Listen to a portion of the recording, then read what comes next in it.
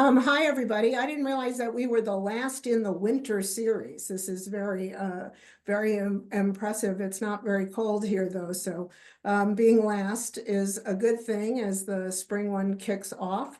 I'm thrilled to be here today with my presenter partner, Kim, who will introduce herself in a moment. And as we get started, I am a consultant located in Washington, D.C., and with the Willamette Workforce Board, I am the one-stop systems operator. We call ourselves the systems operator, not just the one-stop operator. And we'll talk a little bit more about that and the role that we've had. Kim, do you want to do a brief introduction of yourself? Absolutely. Good afternoon, everybody. Good morning for those of us on the West Coast. My name is Kim Parker Jadenis, and I am the Executive Director, CEO of Willamette Workforce Partnership.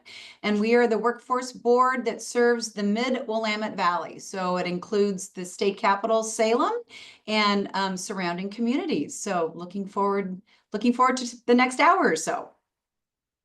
Yes, and we're very excited to be able to make this presentation with you today. So I'm going to share my screen. And as you know, you've signed up for something called Changing Systems and Organizational Culture Using Technology. And I think that you'll hear throughout this presentation that Kim and I are very focused on the fact that what we're presenting today is really a change process that uses technology to accomplish a goal and not just a technology process. So we did want to ask you, though, a couple of questions to get started. If you would answer the first question in the chat for a second. For those of you that are workforce board people, what is the role of your one-stop operator? We're very interested to understand what your one-stop operator does, because what Willamette did is pretty different than what most places have. Are people answering?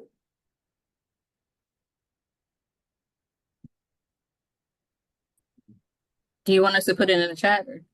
Yes, please put it in the chat. Just what is the role of your one-stop operator?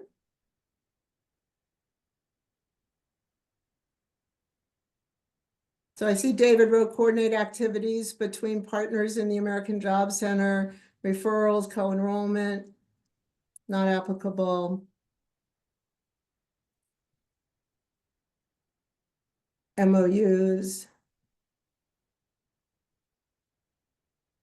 Okay, I'll come back to these. If you could also list two challenges that your organization has when you're trying to make change, when you're trying to change a system or a process, not just the organization itself, but working with partners. What are some of the challenges that you face when you're trying to make change in the system or process for workforce? Oh, too heavy hand. Yep, I love that one. Thank you. State agency has too heavy hand. Agreed, David. Great. Insufficient money and time. Oh, yes, I love that one, Todd. We did it this way for X number of years.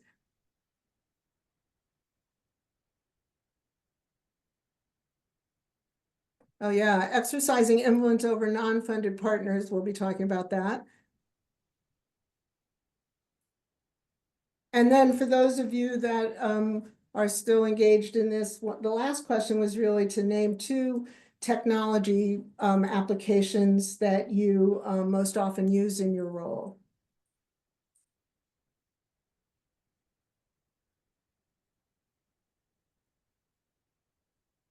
Yeah, members' lack of adaptability to new tech, absolutely.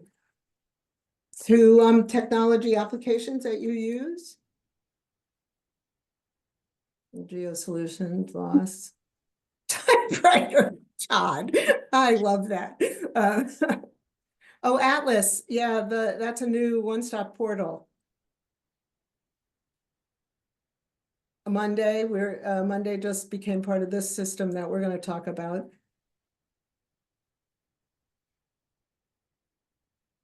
Okay, well, you can keep Okay, we have people with senses of humor. I just want you to know that I still keep my card catalog on my desk just to remind me of the technology changing world. And I wouldn't tell you that a Rolodex is somewhere in an office drawer someplace. Um, uh, well, thank you for participating.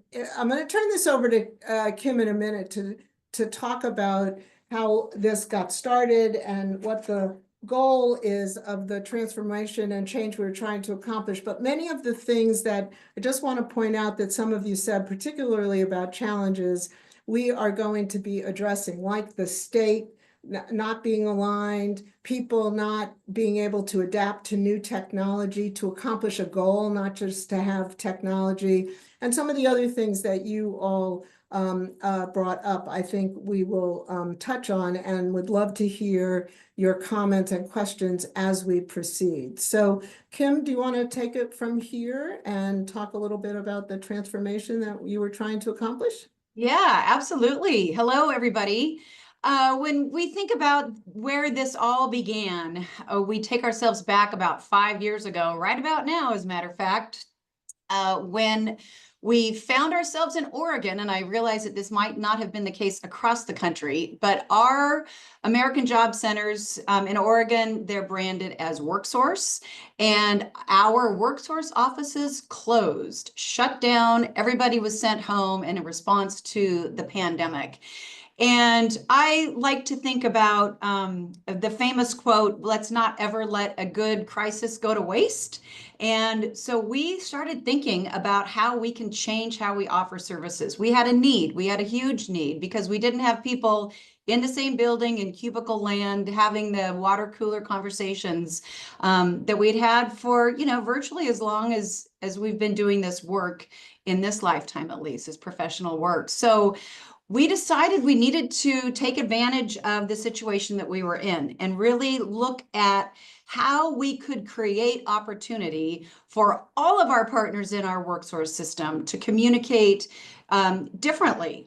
I also think that for so many years, I've been in and out of workforce development for about 15 years now, we talked about how we can utilize technology different. How can we utilize technology better? And it was always a great idea, and we always talked about it, but we didn't actually do it until we were really forced to do it. And so in our region, we said, okay, what can we do? How can we create this virtual water cooler and this opportunity for communication that is different, and for collaboration, and not just compliance, but really sort of the broader human interaction and human spirit that we found ourselves in a position where it was just evaporated. It was gone.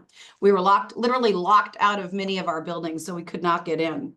At the same time, we saw different people coming into our system. The pandemic ended up with a lot of folks, different demographics coming through our WorkSource system, and we needed to be responsive, and we needed to make sure that we were serving those folks where they needed to be served. Let's go to the next slide, Lori. So as I mentioned, we are in the middle part of the Willamette Valley in Salem, and we serve 4 counties. We're the second largest board in Oregon. And we said, okay, let's rethink what we were doing with our one-stop operator. And frankly, I think many boards have sort of struggled with, what is that role? How can we utilize the one-stop operator? So we decided to put together an RFP that helped us tackle some of these challenges and these experiences that we were all, witnessing and in the midst of, really. And so we published this RFP and decided to engage all of our partners to get feedback, because we thought we had an idea. We thought this was an interesting concept. We wanted to, of course, make sure that we were in compliance, but also look at ways that we could expand and enhance and provide tools for the communication and the collaboration. And then we decided to focus on the development, use, and adoption, really, because adoption, as we know, is most important. We can create all we want to, but if nobody uses it, it's not going to help, and it's not going to move the needle on anything. And so that is what we did. And I think if we go to the next slide, the outcome is that we ended up moving into contract with Lori and others, a coalition that she put together. And the ultimate goal was to use a common technology platform across all of our partners to, again, enhance the collaboration, communication, and create really easy avenues for professional development. And what I think is so important about this is where we started in 22. And as we proceed through the presentation, I'll have a chance to talk about where this led us, because we were on track here. And what we learned as our partners began really adopting and coming to the table, the virtual table, is that there was a hunger and a drive for utilizing technology in a way that we had not before. And so we've only built on and expanded this. One thing I would just want to mention here is that the way that we found we could really encourage and coax not just our contractors, but our other partners. Mark, your comment earlier in the chat, I thought was really compelling. And what we experienced is we have a lot of partners in our system that we don't have any real true authority over, but we need them, and we need them to come to the table, and we want to include them and invite them in. So what can we do as the leader of this system, as the board, to really create a platform and a culture where different partners wanted to come and be a part of it, and where they got value, because that's, at the end of the day, that's the bottom, that's their bottom line. There needs to be a value, otherwise they won't come back. And so we set about doing that, and I would argue we have done a pretty darn good job. And a lot of that was with the guidance and the support from Lori and her team. So thank you. Thank you for that, Kim. I appreciate that. But we were very lucky. Strumpf Associates, myself, and my partner mostly in this is Andy Hightower. Some of you may know from Kentucky.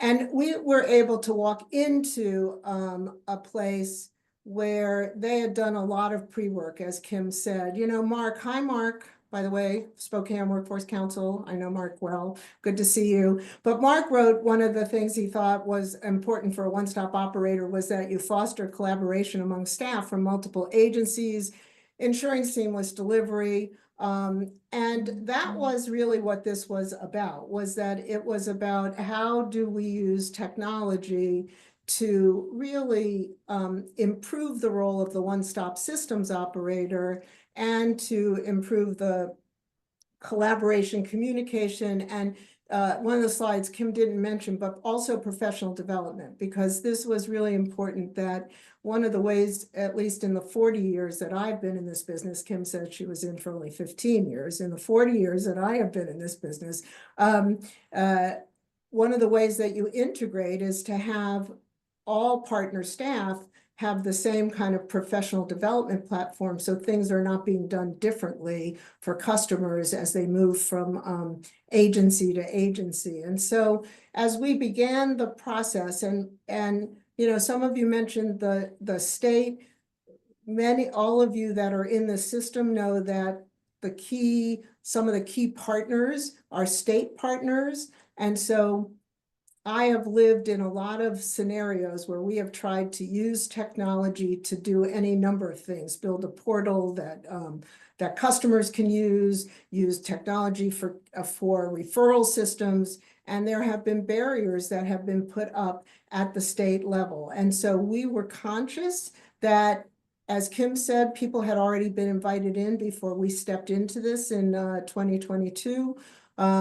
There was a crisis, the pandemic, so everybody understood that there was a new way we had to communicate, but there were still challenges in terms of thinking through how those big partners were going to think about using technology when they have their own legacy systems that they were using. So our key tasks were to address those challenges of technology and process changes, to really think about the organizational culture side of using technology, the fear that people have, I think somebody mentioned that in the chat, the fear that people have in changing technology. They've always done it this way, et cetera. And supporting staff in the change process and in using technology. So we had really changing behavior in the way that people communicated, changing the way people were using technology, and changing the processes. And those were the key things we focused on in year 1 and 2. Along, there's all these stories about how you make change happen, but we facilitated a kickoff meeting of all of the partners. And one of the things I'll talk about in a little bit is a survey that we did. When we talk about the staff in this area, across the partners, there's about 127 staff between the vendors and the providers and the partners. So you're not talking about, some of the larger places, but you're not talking teeny tiny either. It fluctuates between 127 to about 135 staff across all the partners. We did a kickoff meeting, and we asked people in that meeting, how do you use technology now? What are your challenges in using technology, and what are you afraid of? Those were really our 3 key questions. How do you use technology now? And what are you afraid of if some of these things change? And we got a lot of interesting information. We put a steering committee together that had leaders of the state agencies, the MOU partners. We conducted an assessment of the technological capabilities across all the partner agencies. What do they use now? What platforms do they use, including the state agencies? We conducted a self-assessment where we sent out an electronic assessment to 127 at that time individuals to really think about what were the skills and attributes they thought they needed to participate in a change process. One of the biggest things that we created, one of my partners is called Hexus, they come from California and San Diego, was to develop a learning management system where we could have online professional development and individualized professional development plans. And at the back end of that learning management system, supervisors could see what people were taking advantage of, were they going through their learning pathways, et cetera. When we did the self-assessment of the 127 people, we got 64 responses, and we created 64 individual learning plans that really supported people. The first self-assessment, we've now done 3. The first one was really focused on what are the technology systems that you need to learn more about, and what do you need to learn more about change? And then we conducted a pilot to identify how Teams was currently being used, because the technology assessment across all the agencies, especially the state agencies, led us to the conclusion that Teams was going to be the most accepted platform for use, even though some of the smaller agencies and the service providers were using Zoom and other platforms. If we really wanted to keep the state agencies involved, Teams was the way that we needed to go. So we were pretty deferential to that because that was what was going to keep the big players engaged and involved. I don't want to just keep talking here. Were there any questions to any comments? Yeah. So, oh, yes, Mark? Hey, Yeah, Mark. thanks for this. Yeah, so you may get into this later, but with regard to the adoption of different platforms and use by, for instance, state employees, as a big part of our system, we often run into roadblocks with things that are not allowable on the state network, or their IT system isn't compatible with it. Did you encounter any of that? Have to kind of work through that, architecture piece? Yes. So 2 things about that. First of all, the Willamette staff, Kim has a great deputy. I think she's on. Her name is Amy, and she really understood that the first way to tackle some of this was to really promote this as an internal communication system. So the first thing we got out of the way was we weren't going to be sharing customer information. So we want to move to that, right, where we can figure that out. But if you first get people used to talking to each other, communicating, so that's a strategic decision that this becomes internal. Then I have a great partner who did who's a techie, not me, who could talk to all the state tech people about all of the issues that you raised, Mark, what we can share, what we can't share, what firewalls we need to build. And that's why this is still, we're in the third year. They were not, they did not create the kinds of barriers. I'm trying to find a nice way to say this. The barriers that you and I have probably encountered in our pre-pandemic life, because the pandemic really got people thinking about this. But there were challenges that we then had to work through. There were certain security things that we all agreed to and put in place. Do you know what I mean? Like, they were there and it took a year. Does that answer your question? Yeah, thanks. As much as the platform was already there, that Willamette had already worked with everybody before we showed up, it still took pretty close to a year to work through those issues.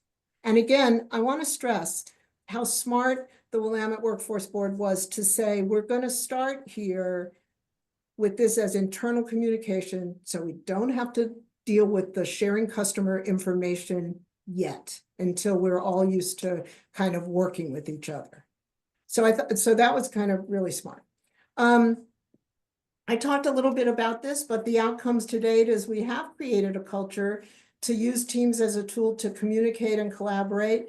Somebody mentioned Monday in your chat to the questions. We've created Monday as a tool that people are using for scheduling and other things. Some of you already use SharePoint, but that was not something that had been created in this area. And so we created that internal SharePoint as the basis, but that internal communication platform, and the learning management system, which really is an incredible product. If those of you that have tried to do the joint professional development kind of work, and then people come and go, and you've trained everybody on customer service, and then your vendor changes and you have to start over again, or you've trained them on how to use a certain tool, a learning platform where people can go and have their own individual learning plans. We did not create curriculum. We curated learning modules based on what people said they needed from Coursera, Metrics Learning, and LinkedIn Learning. And for those of you that have some of those tools, those systems can be overwhelming for staff. If you say, oh, you should go to Coursera, we have a license, and you can go to Coursera, staff person, and you can get some skills on case management. By the time people go there and look through the gazillion modules, it is really difficult for people to find their way. So we curated modules and put them on the learning platform. For people, we created a visual of the customer's journey through the state's case management system, which, Mark, to the point I was making, can and will be the jumping off point potentially for being able to use this as more of an external communication when you think about managing customers together. And then we're still addressing the ongoing challenges to implementation and getting people to really use the systems that have been put in place. You know, in change management, that's my job. I'm a change management consultant. There are the early adapters, and then there are the resistors. We've got most of the early adapters moving along, but there are still people, they're not resisting in the, I'm going to be a barrier and wait until you all go away and it will always be the same as it was resistors, but they're just resistors to using technology. You know, it was easier to just attach something to an email, and why do I have to use this other thing in that kind of way? So the main conclusions early on was that the technology infrastructure was very diverse, and so reaching a consensus with everyone that they would use Teams, that they would use Monday, that they would use the SharePoint system. Again, most of you have been in this field. I know many of you on the call here that it's not easy to get everybody to give up the legacy and start using this kind of thing. But staff were open and receptive. As Kim said when she started, you know, don't let a good crisis go to waste. People understood that they needed different ways to communicate with each other and ultimately with customers. The partners now that weren't using Teams have a certain comfort level with Teams, but they're not using all of the aspects of it that they could. Teams had the lowest barrier, and Teams is pretty versatile. So again, we did staff assessments. I'm not going to go through all this again about the things that we did. And the last bullet there is the live internal website, which most of you would know as a SharePoint site. And again, in my work, I have helped design multiple SharePoint sites, intranets that we used to call them. And that part is the easy part, getting people to use that as their information source, driving people to use the site to get information as opposed to where's the flyer, how come you didn't attach it, as opposed to going to the SharePoint site. That is the big cultural shift that is really part of using technology as a tool to accomplish the goals of communication, collaboration, and professional development. So challenges, I've talked about most of these, and then I'm going to turn it back over to Kim, but reaching consensus among all the partners, it really did take a year, Mark, and that's a year from when I was able to come in. They had already started, as Kim said, a year before that. So a change process, getting everybody on board. Oh, yes, we need this. Oh, yes, this is the goal. This is something that sounds good. Getting everybody to be at that place was what Kim and her shop had done pre-us. Then we come in and we're saying, well, great, we're glad everybody's on board, but here's what it really means. You know, here's what it really means. It means you don't get to use Zoom anymore. You're going to use Teams. You don't get to just have flyers sent to you. You're going to go to the SharePoint site. We are going to curate learning things. So, you know, so there's 2 years really of getting consensus among the partners, continuously articulating the purpose. You know, when you're using technology, the thing I feared early on and the thing that we constantly have to remind people is that this is not a technology project. We are not just implementing new technology. We are implementing tools to make communication and collaboration more efficient and effective, and to make more effective professional development. It's not just, oh, here's this cool thing, it's called Monday, and for those of you that like it, you can use it. It's a very different kind of thing. Maintaining engagement in the short and long term, and that's where I am going to leave it for Kim to take back over in terms of really the focus of this next year and so is really getting people to stay committed and sustainability. So Kim, I'm going to turn this back to you.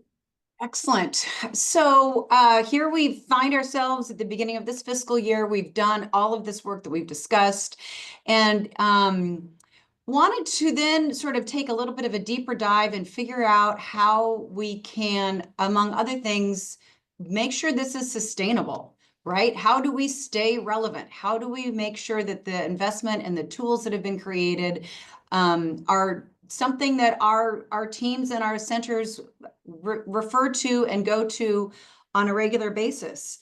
And so what we decided to do, actually a little bit before the beginning of 2024, was to create this SharePoint system where all of these different elements could come together. So this intranet, and just as an example, and I take absolutely no credit for this, Lori mentioned Amy, our program director, she's on the call, and she wanted to make this fun. So we had a competition. So we asked all of our WorkSource staff to give us a name. What are we going to call this new place that we can all go and share information that has a single sign-on, because we know that that's important to our staff, that we don't want folks to have to go into here to get this information and go into here to get their professional development and over here to do this. So let's create one big common place. And so we had a competition.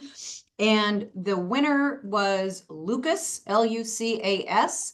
And it is, of course, an acronym, because we love acronyms, for Let Us Collaborate and Succeed. So just as sort of an example of how we really tried to create a culture and an environment where this change and this introduction of something new was fun and not scary and helpful. And we have found that to be the case. Right now, we've got 194 users in Lucas. We've expanded it beyond sort of the typical traditional WorkSource or American Job Center partners to really anybody who touches our system, because we want to make sure that we are being efficient and we are being collaborative across our entire community. And relevant, right? I mean, at the end of the day, we have to be relevant. One of the things that we've talked about is creating Lucas as the home screen. So when you click on the internet, the first thing that you see is not Google News or whatever happens to be there, but it is this tool that people will use every single day to go in and take a look at what are the hot jobs of the day, or where can I go to access the learning management system that Lori was talking about. As an example, we've got standards throughout the state of Oregon, and we had a new version of those standards earlier this year were published. And so we wanted to create an easy, efficient way for our team and our staff to learn about those standards. So we developed videos, we put them on the learning management system, which is embedded in Lucas, and we created some very clear proficiencies around those standards. So it's not just this is what you have to do, but this is how you can determine whether or not you are doing this well. And Lori was instrumental in helping us put that together. So everything is, the goal for Lucas is to be a platform for all things workforce development in our region. I guess I would just add that as we have thought about this change management, again, this is not just about the technology, it's about human behavior. And we are all back in the office now, the box, as I like to refer to it, the literal box. But we also have a pretty robust virtual box because we didn't want to lose what we had gained and learned through the pandemic. But we have really encouraged and emphasized this change in behavior of all of our staff that are in our centers, and created an environment that is welcoming and valuable and relevant to the work that they do every single day. And as we get ready to kind of wrap up here and see if there are any other questions or conversation, as Kim said, the state of Oregon has a set of standards. It's kind of like those of you that are NAWDA folks and you know what the professional development standards are. Oregon has a set of Oregon standards there's 16 standards. And one of the things that we were able to do and use the learning system for was not just here are the standards, but that every person who needs to say that they've reviewed the standards can see a video about what the standard is and then take a mini self-assessment themselves against the standard, and then again go to curated learning modules that address the objectives that we created for each of the standards. So we have a curriculum guide that people can use. I use that as a example, and I'd be interested in those of you that have an intranet or SharePoint site. How do you drive people to use it? And the fact that they have 194 users when there's about 130, as I said, staff across all the partners, the standards are something they have to partake in, every staff person who's part of the MOU system. So when you put it on the SharePoint site, it drives people to the site and then they see other things that might be useful to them. And so kind of having this, Kim calls it the water cooler et cetera. Again, I'm a change management consultant. The team I put together was, this was about change. This was about technology. So we had a technology expert, and this was about professional development. I also do that, but we wanted to build the technology part of a learning management system. So these are some of the change management challenges. You raised them, many of them in the question about what are some of the challenges you face when you're trying to make change happen. But resistance to change, even when people say they are willing, when you understand what the details are, you're not as willing sometimes. Or what I say is that I want to build a coalition of the willing. In any change process, I'm all about, in my work, a coalition of the willing. I don't want to force anybody to change. I want to know who's ready and willing to change. And then we want to say that resistance isn't really resistance. Resistance can be fear that I've done a good job and made the trains run on time for the last 25 years, and now you're asking me to change how I do things, and I'm not sure I will be competent and proficient at it. And that's why I may be slow to change. And so we built this whole system that was of support as you change, so that it's not like you're going to be judged because you didn't do it right as you started. Ensuring user adoption, I'm going to let Kim talk more about that at the leader level, because in any change process, you can get staff to make the change, but if the leaders aren't also promoting the change, using it themselves, we need to make sure that leadership is on board and not getting disengaged. Communication, minimizing disruption. I mean, this is not a whole thing on change management, but training and support, long-term sustainability, that's where we're going in this next year, and keeping stakeholders involved and engaged. Mark, you turned your mic off. Did you want to say something? I can wait. I had questions kind of about, about the whole thing. Okay, well, I'll let Kim do the last little bit, and then you can ask the question. I'm thrilled to have engagement here. So, Kim, you want to talk about the ongoing challenges to Yeah, for sure. I mean, I think that you touched on it, Lori. Leadership adoption is critical. And one of the things that I have done is created an environment where I bring all of the leaders of our partners together quarterly, I think it is. We've only done it a couple of times, and we call it lunch with leaders. And it's like, let's get the directors of the organizations or the managers of the state agencies together in a room to talk about how it's going. And that is, you know, we would bump into each other in different meetings. And of course, I have relationships with these different people, but I was not intentional about bringing those leaders together to talk about how this is working very specifically within the WorkSource system and within the American Jobs Council system. So really kind of creating that space for everybody to have this conversation, from the managers or the directors to the line staff. And we've been intentional about doing that across the board. To date, we've got 15 different organizations who are actively engaged in our Lucas program, and every day we've got activity. So we believe that we have created this value proposition. We know that for some of these required trainings that Lori has mentioned, staff need to access our system to get to the learning management system, which of course creates that exposure.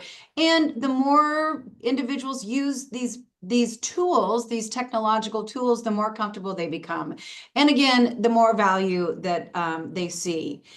So we have, I'm just looking at the customer feedback system. I think that's another example of using technology. Lori has helped us create easy opportunities for customers to come in, who come into the system to create feedback and provide that feedback. We are finessing that even a step further now, simplifying it, because one of the things we really know is that people are inclined to respond to something if it's easy. If it's too complicated, we're going to lose them. So just as an example, we've got in our follow-up emails from staff to our participants, we've got a thumbs up or a thumbs down. It's as simple as that. I mean, if we've been to the bathrooms, says I can relate to this. You're leaving the bathroom, you've got a smiley face, a medium face, or a sad face. How was your experience in this? I think it was an airport bathroom.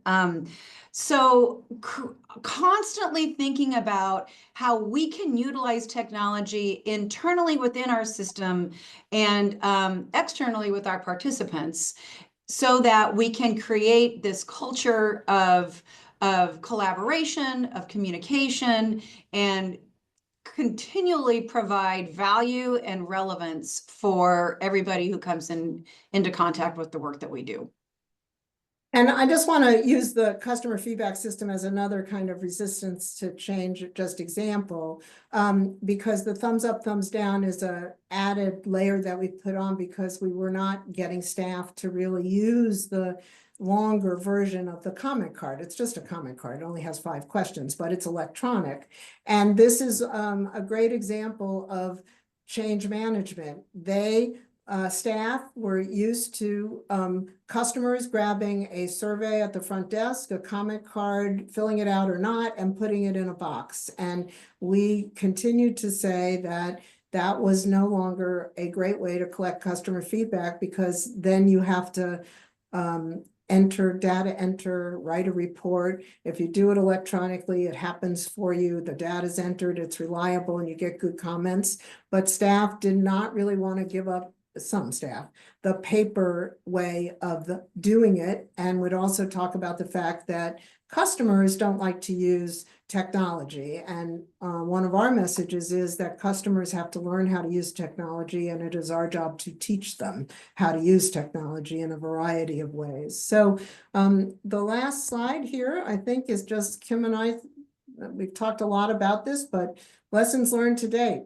A multi-pronged approach is needed to ensure adoption, and our multi-pronged approach has been, again, to create a kind of early adapters, create professional development opportunities to support people in the change process, create professional development opportunities on a learning management system for them to build skills that are necessary for cultural change, technology, etc. Kim is now promoting with leaders, lunch with leaders, that leaders have to be committed. One of the things we found in the learning management system was produced pretty early on. And one of the things that we found was that leaders were not putting it into their kind of professional performance reviews with their own staff. Like if the staff needed work with something, that they weren't saying, oh, we have this great learning management system and you can go learn more about this thing if you use the learning management system. And so getting that incorporated into their psyche, so to speak. And as utilization increases, there's more things that come to bear. Kim, did you want to add anything to lessons learned to date? I think so. Nothing that I haven't already said. So we don't want to be redundant. So Exactly. I'm going to stop share. Mark, what did you want to ask?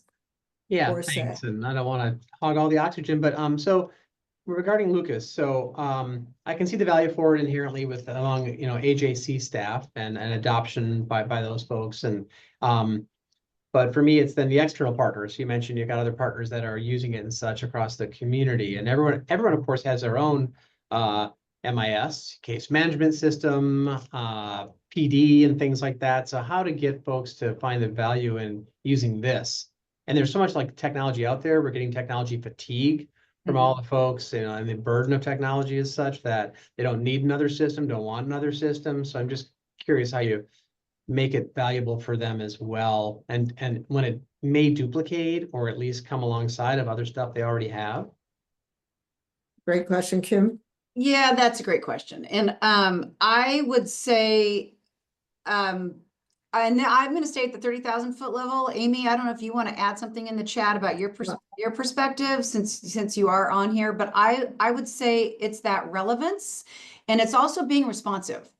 So we have a staff person who is constantly checking in with users and making sure that they're getting what they need to out of this system, and if not, adjusting, and creating, it's not just the insider baseball, right? I mean, it is where the hot jobs. We've got our community college partners engaged. I mean, obviously they're key partners in our system, but and it is a coalition of the willing. There people aren't forced to do this.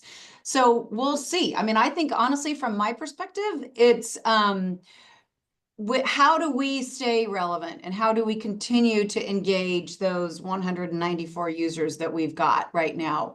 Because at the moment when that starts to slip, then we've got to either go back to the drawing board, adjust, or make a change. But our goal is to be constantly listening to our users and adjusting so that we stay relevant. So, and I want to say two other things about that. It is true, Mark, nobody needs another system. But one of the things I want to be very clear here is the role of the workforce board as the convener and also putting resources in, not monetary resources per se, except for the one-stop operator contract. But as Kim alluded to, she has put a person, there is a human being who pays attention to Lucas every single day. It's not her full-time job, but that is what she does. She puts new content up, she interviews the users, she is constantly trying to figure out what it is we can do that makes this interesting for people that they may not be getting on their own intranet site or SharePoint site or whatever. So that's important. There's a person who's constantly putting new content up and talking to the users, and the board has taken on that responsibility. And the second thing is that the thing that we did that are in my partnership of people who I brought together to be the one-stop systems operator, very clear about making this, a one-click kind of way to get on, so that you didn't need to have all of the drama. This is me. I'm always shocked I'm in a technology project because I have all those issues about not wanting to use yet another thing and all of that. And so, being a single sign-on, you didn't have to go through 42 hoops to get there. It's easier than some others are. And we worked really hard to make that happen. And so there was beta testing, there were groups, people are going to either choose or not, right? At the end of the day, Mark, but do these things make it easier? And Amy's put some things in the chat as well about what she was doing on the ground that we were working with her on. And we created it, though. That was the other thing. I've been around a long time. People are spending a lot of money to buy platforms that are already designed out there, and then they don't work very well or customize them. You've lived that in Washington State, Mark, with the purchase that the state did with Monster, et cetera. We created these. We customized. We made Lucas be its own thing. We even though the learning management system was a platform, it's not an available out there commercial kind of thing, and we've customized it. So we had a lot of input as we went to that. I don't know if that helps. Single sign-on was a big, huge issue. Yeah. So that people don't think they have to go to this and then spend 5 minutes getting on it. Were there other questions or comments? Well, if not, we hope that this was interesting, helpful.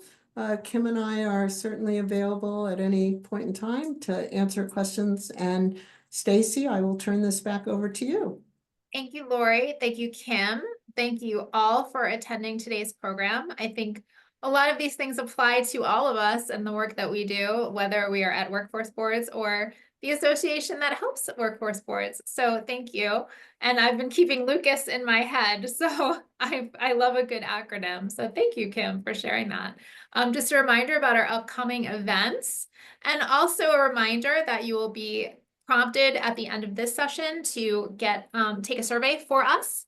And in the spirit of Lucas, let us all collaborate and succeed. And please fill out this survey so we can better program our events for you and what you are looking for. So thank you again, everyone, and looking forward to seeing you at the forum and at our next events. Have a great day.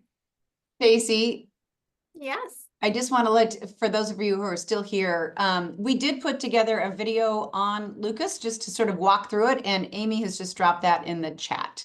Oh, wonderful. So I don't know if you want, make sure that's included in the recording that is Yeah, distributed as well. sure. That'd be great. Thank you so much, Okay, thank you. Thanks, everybody. everyone. Thank you. Bye, everybody. Bye. Thanks a lot.